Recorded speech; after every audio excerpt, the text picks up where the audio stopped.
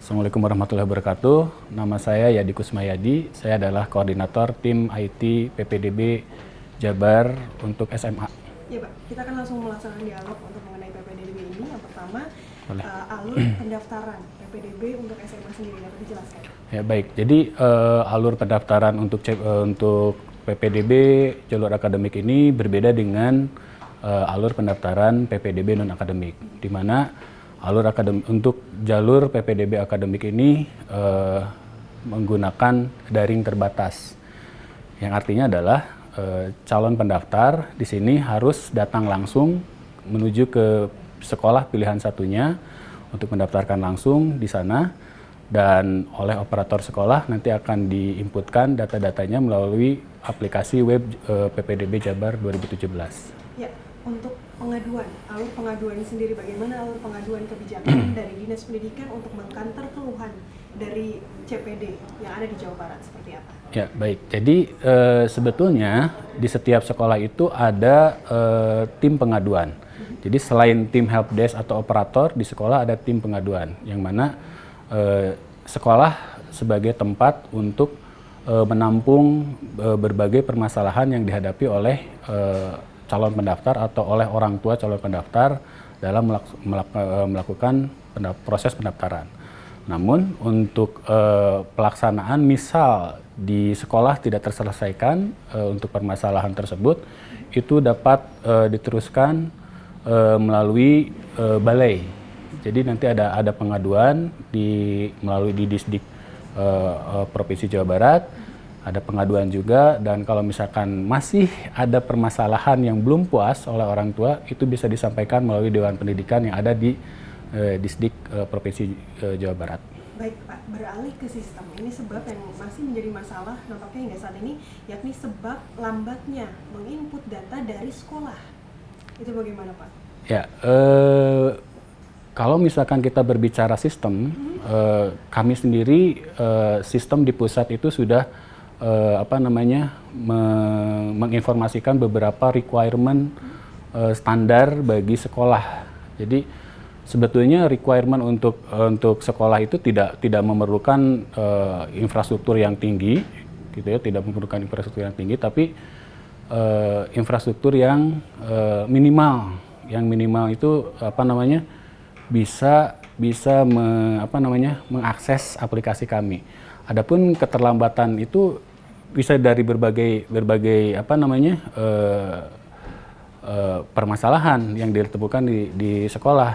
Bisa terjadi karena infrastruktur sekolah, misalkan jaringan internetnya, atau misalkan pengetahuan dari tim helpdesk-nya dalam troubleshooting. Jadi ada berbagai macam permasalahan. Dan memang betul beberapa sekolah untuk pendaftaran yang jalur akademik ini, bagi sekolah yang kesulitan dalam menginputkan data, memang secara teknis di lapangan mereka teknisnya adalah dikumpulkan dulu datanya baru diinputkan, seperti itu.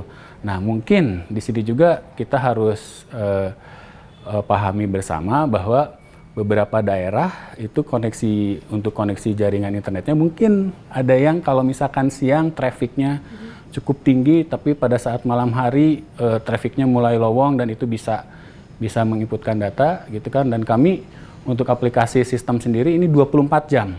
Kita buka 24 jam. Kalaupun misalkan ada maintain, kita selalu informasikan terlebih dahulu, seperti itu. Solusi tercepatnya seperti apa Pak? Solusi tercepat untuk input data. Untuk input data sebetulnya kami di sini menyediakan satu tools, ya. Kalau misalkan memang terjadi input data ini akan lama, gitu kan, secara online, kami akan sediakan tools dengan cara mengimport file secara langsung ke dalam aplikasi, gitu. Asalkan nanti kami akan berikan format ke tim helpdesk di sekolah. Kami akan berikan formatnya seperti apa dalam misalkan soft file formatnya. Nanti tinggal diinputkan ke sana oleh tim helpdesk dan operator. Nanti tinggal diimport, sistemnya diimport ke dalam aplikasi. Itu yang tercepatnya, seperti itu. Baik, kalau tadi untuk proses pemasukan data, kalau yang sekarang ini mengenai perbaikan data, prosedur dari perbaikan data sendiri seperti apa? Ya, baik. Jadi tidak menutup kemungkinan bahwa tim helpdesk atau misalkan operator atau misalkan lagi orang tua itu ada kekeliruan dalam menentukan pilihan sekolah atau koordinat. Nah, hal yang semacam itu, kesalahan-kesalahan yang dilakukan misalkan oleh operator itu tetap bisa dilakukan.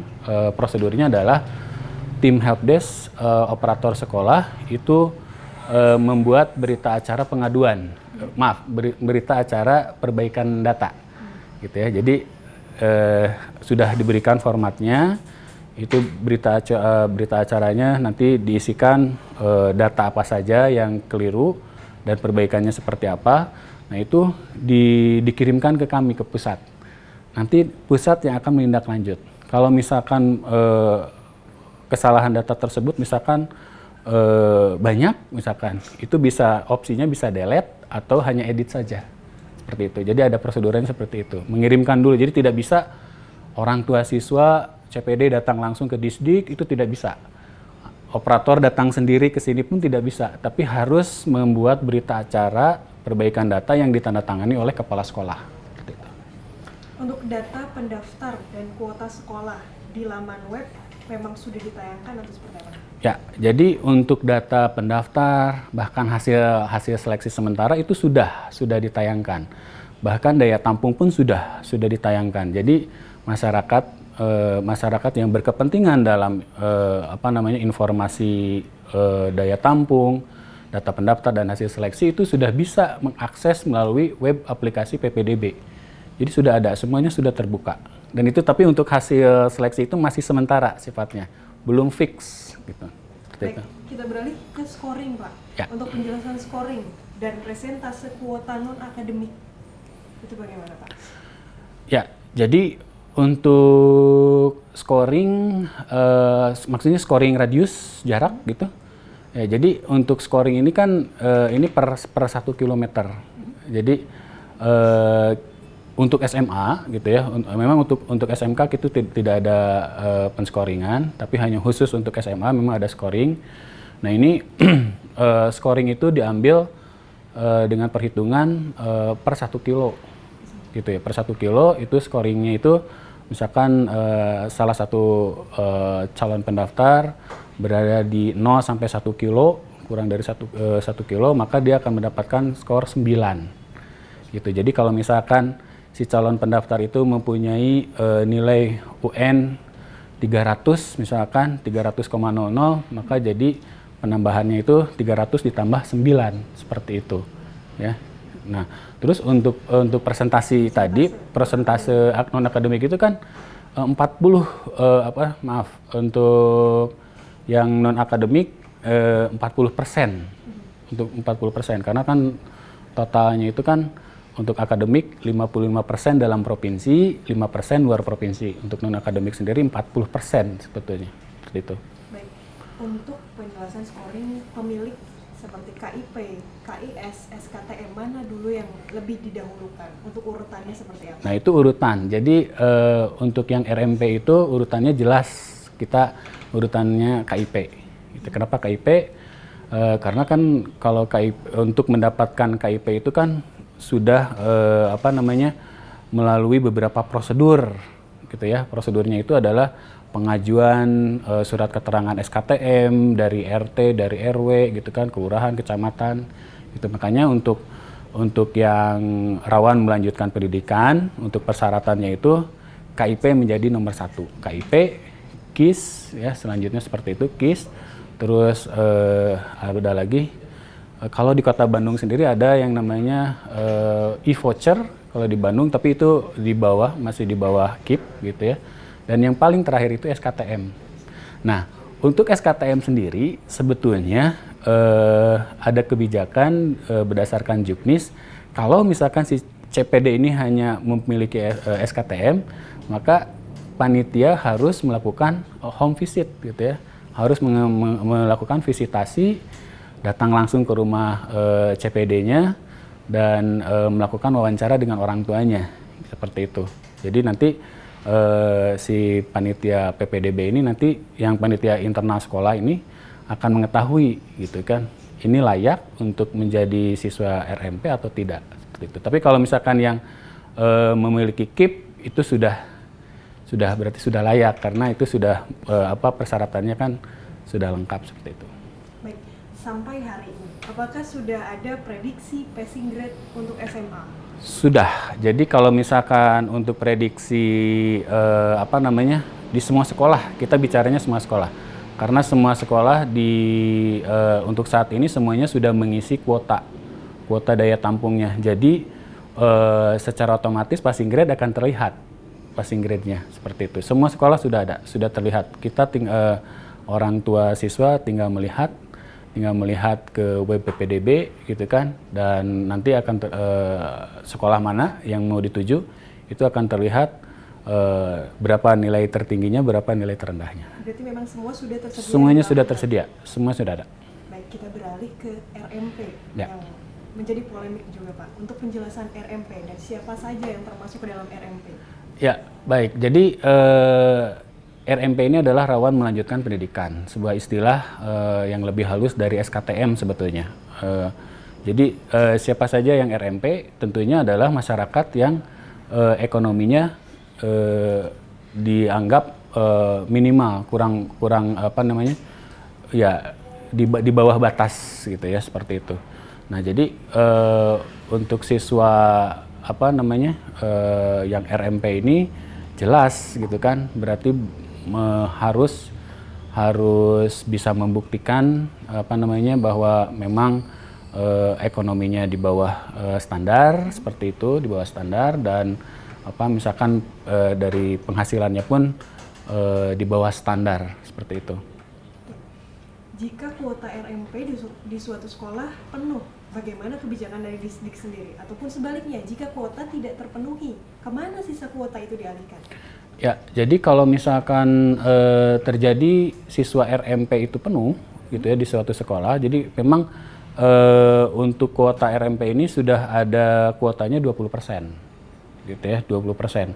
Nah, sebetulnya kalau misalkan dari 20% itu misalkan masih ada tersisa, itu bisa melihat dari jalur yang lain, gitu. Dari jalur yang lain, apakah jalur yang lain misalkan jalur prestasi sudah terpenuhi, gitu ya, atau misalkan apakah di sekolah tersebut ada jalur MOU, gitu ya, dan apakah semua jalur itu sudah terpenuhi, gitu kan.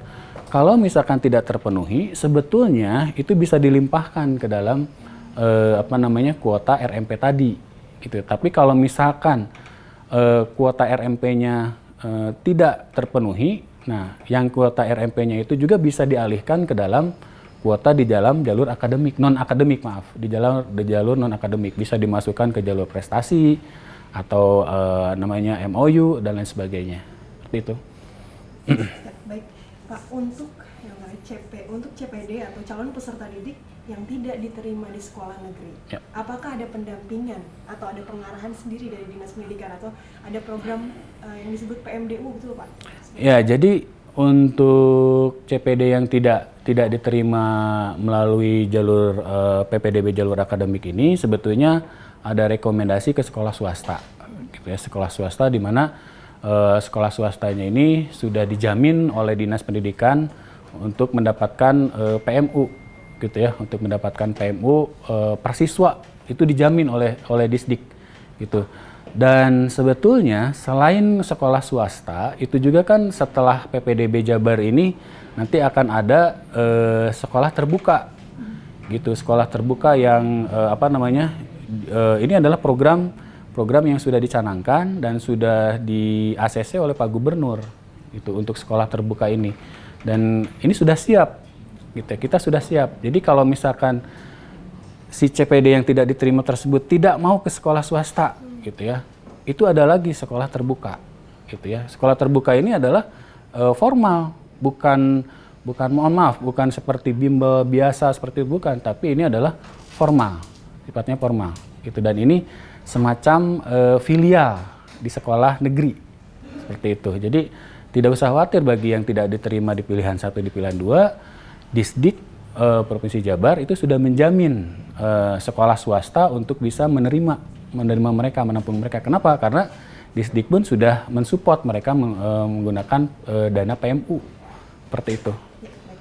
Tampaknya kita dapat perhatian lebih nih Pak dari wargi Jabar. Ya. Ada pertanyaan tambahan, apakah benar kuota tahun 2017 lebih sedikit dibandingkan 2016? Kuota 2017 lebih sedikit. Yang saya tahu ini adalah PPDB Jabar ini adalah PPDB Jabar yang pertama, gitu ya. Jadi kalau misalkan mau dibandingkan dengan PPDB Jabar yang tahun kemarin, yang mana? Mungkin yang Kota Bandung Pak. Gitu kan kalau Kota Bandung sendiri seperti apa? kalau saya lihat tidak ada perbedaan. Kalau saya lihat tidak ada perbedaan, sama gitu ya. Kita rujukannya adalah permen, gitu kan. Untuk kuota itu sama. Ya, kita tidak mengurangi kuota, sama gitu ya. Jadi untuk kuota misalkan setiap sekolah itu untuk rombongan belajar maksimal 36 gitu kan, itu tetap sama seperti itu. Nah, ada lagi Pak, sebenarnya apa alasan utama PPDB 2017 berganti sistem? Bukankah sistem sebelumnya lebih simpel dan transparan begitu katanya? Ya, jadi sebetulnya tidak ada perbedaan juga, gitu kan? Tidak ada perbedaan juga untuk untuk sistem aplikasi PPDB ini tidak ada perbedaan. Kalau misalkan merujuk ke tahun-tahun yang lalu di kabupaten kota, gitu ya.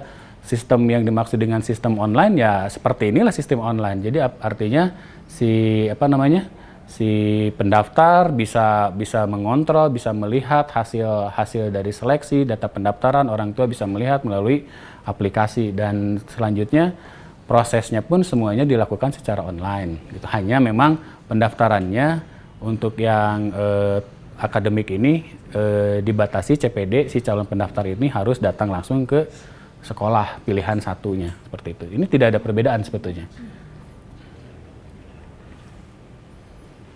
Baik Bapak, nampaknya demikian cukup untuk pertanyaan kali ini. Terima kasih penjelasannya. Baik. Semoga bisa bermanfaat dan bisa menjadi pencerahan untuk orang tua wali maupun calon peserta didik. Terima kasih Bapak Wijung Santa.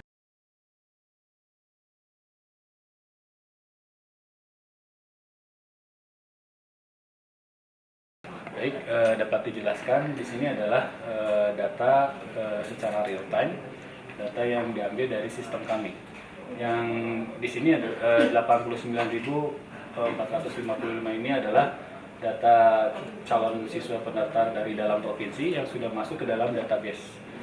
Ini adalah data real time, setiap 25 detik dia akan berubah sesuai dengan data yang diinput oleh operator atau tim helpdesk dari sekolah. Nah, ini 844 ini adalah calon siswa atau CPD dari luar provinsi yang sudah diinputkan, dan ini data ini semuanya sudah masuk ke dalam database data pendaftar, dan juga di sini sudah masuk ke dalam database hasil seleksi. Nah, ini adalah grafiknya, grafik untuk calon data pendaftar, dan di sini ini juga real time. Ini real time. Ini adalah 8.039. Nah, ini terus bergerak. Ini adalah user yang aktif di dalam aplikasi PPDB. Ya, jadi ini di sini bisa terlihat yang hijau ini adalah user yang mengakses aplikasi PPDB ini melalui aplikasi mobile phone atau gadget. Sedangkan untuk yang merah ini 31%. Ini yang mengakses aplikasi PPDB memakai desktop atau PC atau memakai komputer atau laptop. Ya, jadi sini sudah bisa dilihat pergerakannya, dan kita juga bisa melihat di sini user tim helpdesk sekolah yang sedang menginputkan data. Di sini terlihat ada sekitar 204 operator atau tim helpdesk yang sedang menginputkan data. Dan selanjutnya ini dari infrastruktur kami. Jadi ini infrastruktur server dan database. Kita menggunakan ada 4 server untuk aplikasi, dan ini adalah server backup, gitu ya. Di mana semuanya di sini masih dalam keadaan normal. Tidak ada down atau lag atau kekurangan memori atau prosesor dan lain sebagainya. Di sini semuanya dalam keadaan normal. Dan ini seperti dilihat, ini database, ini adalah server yang digunakan untuk database, ya. Jadi semuanya masih dalam keadaan normal. Nah, kalaupun Kalaupun misalkan di lapangan misalkan ada terjadi trouble dan lain sebagainya, kami bisa memonitor di sini. Kalau misalkan laporannya misalkan aplikasi down atau server down, kami bisa melihat di sini kalau misalkan down berarti ini akan full penuh, dan nanti otomatis background dari layout ini akan merah, berarti itu sudah down, sudah harus diantisipasi dengan cepat. Tapi di sini sampai saat ini dari awal itu tidak ada di sini sampai kode merah seperti itu.